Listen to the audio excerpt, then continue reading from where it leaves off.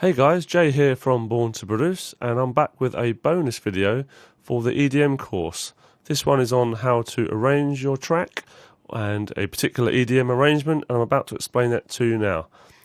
This has come about because we had some feedback from some people that said we could have perhaps gone into a bit more detail on the actual structure of the track, so let's get on with it.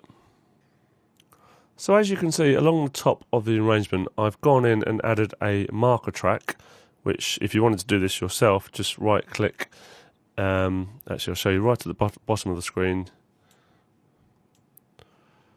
So you just click in an empty space and right click in an empty space, add marker track, and then if I take you back up to the top, you come up with this track here, and you can start adding markers by this little button here, add marker, and then you can also name your marker as I've done here for each section of the track. If you just do Control and M or Command M, or you can come up to Project and choose markers that way, and you'll come up with the marker window, and you'll see all the markers that I've already named here, so section 1, section 2, etc. So let's talk you through what these mean. So in a typical dance track, not necessarily EDM, but just a general dance track, you can either go for a DJ friendly version, which is around 6 or 7 minutes, which has a longer intro and longer outro, or obviously there's like a radio version, which is 3 minutes or 4 minutes, something like that. So I'm going to take you through both of these right now. The track we make in the EDM tutorial is actually a kind of a radio version, so the intro, as you can see, is around 16 bars. You can see it starts from here, 1, and finishes on 17, so it's 16 bars. And it's around 30 seconds. Now, a more DJ-friendly track would be around 1 minute or 32 bars. And the reason that is DJ friendly is because it gives the DJ longer time to mix in your track with the one he's mixing out of. And generally speaking, you will have minimal beats for the first 8 bars, let's say, to give him time to mix that in so it doesn't clash too much with the song that's going out. In this particular track, we have an arpeggiator playing, and we have that playing because it's the radio version. Now, if it was the longer version, then perhaps we'd start with a few beats for 8 bars before we come straight into the arpeggiator. So on to section 2, which is here, bar 17. After doing lots of research into EDM tracks that are out there at the moment, we seem to have a 4-bar breakdown section where everything just loses the energy for a second, which obviously has the effect of building the energy on the build-up section, which we'll come on to next. You're probably aware of the reason for the different sections, so we have breakdown, build-up, main section, etc., etc. And we have different sections to obviously create interest, create variation on the dance floor, and different levels of energy. So we've got energy going up, energy coming down, which is basically known sometimes as tension and release. So you need to build these tension and release sections to give the listener on the dance floor or the listener on headphones or on the radio, whatever, some interest. And we like to get their energy up and down, which is what makes a track interesting. So the second section is a breakdown section, which is usually around 4 bars, perhaps 8. Obviously it depends on the genre, but in this particular example, we're talking about EDM. So that's kind of like a breakdown and a mini build-up, if you like, to the first main build-up section, which is number 3 here. I've written here it's the first build-up, because there's going to be other build-ups in the entire song. And it's usually in EDM tracks these days, it's kind of like it all breaks down to like a minimal synth riff. So it's usually around 8 bars long. See, we got bars 21 to 29 where we just go down to the synth, the filtered synth. This is kind of like the low energy part of the song. It's building the tension all the time.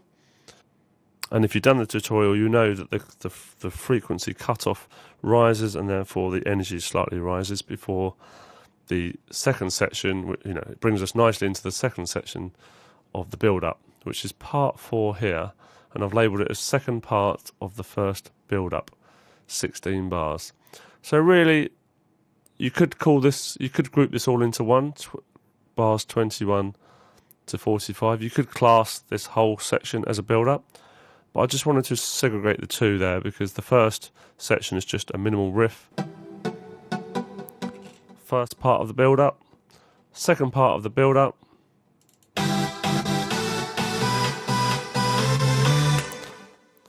a lot more energy, a lot more open filters, more instruments playing. And then we have the snare roll in the second part of this build-up.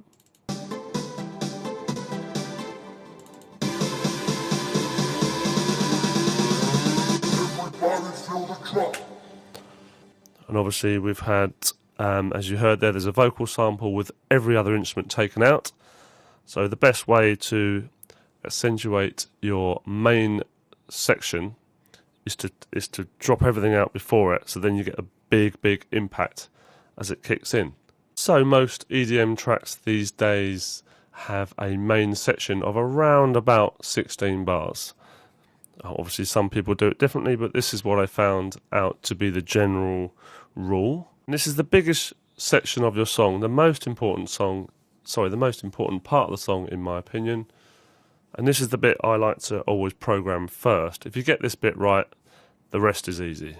And one of the reasons why this section is so important, this is the bit that everyone is waiting for, whether they're dancing in a club or they're listening to it on headphones or whatever. This is the bit that everyone is waiting for, the main energy point of the song.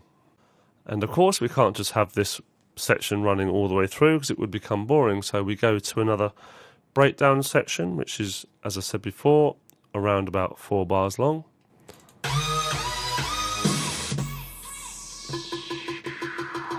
So this takes a similar path to the breakdown section here at bar 17. So once again, a quick breakdown and a FX sound leading up to our second build-up section, which is section 7 on bar 65. And again, another build-up section to lead into the next main section, the second main section. However, just notice on this second build-up, there is no minimal synth, there's no plinky-plonky synth, it's just straight into the build-up this time. One of the reasons is to create variation. You can't have the second half of the song completely the same as the first. Again, it would be boring, and we always try to add variation as much as possible. So straight into the build-up there, 16 bars roughly speaking, which will then lead us nicely into the second main section. Okay, so if I just move this along a little bit. So we're into the second main section of the song. This time it's going to be slightly different. We're not just going to copy the main section on the first half of the song. It's slightly longer, as I've mentioned here in the marker. It's usually around 8 bars longer, which in itself adds interest. But the main thing to note here is that, which you'll know already if you've done the tutorial, that we start changing up some of the notes in the synth, only slightly, but this is enough to vary the song and create interest and just keep people interested in your song, basically. It's very important not to just cut and paste everything from the first half of the song over to the second half of the song. You must make more of an effort and start varying things, and it's not just about changing notes. You can start dropping the odd beat out here and there, like dropping out the kick drum just before the next 8 bar, or adding in an extra kick drum on the top of the 8 bar. Just little things like that. Automating the reverb on the snare, for example. Just do a couple of things differently in the second half of the song.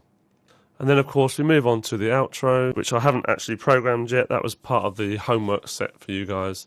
The outro, yes, you could copy the intro, but just reverse the order in which the instruments come in and out. As long as you've got a 30 seconds to a minute, same as the intro, of beats and hi-hats, and perhaps the arpeggiator can come back in again. It's just, once again, so for the same reason as you have an intro, the DJ can mix out of your song nice and easily, nice and calmly into something else. So you don't want too many instruments playing, and in fact as the outro progresses you want to start taking out instruments so you're just left with beats. So I hope this little bonus video helps with you guys when it comes to structuring your track. And the reason why I structured the track in this way, it was due to doing lots of research on current EDM songs, and this was the general picture or general arrangement of most EDM tracks out there today. So hope this gives you a bit more knowledge about why you're doing what you're doing. All the best then guys, cheers, bye.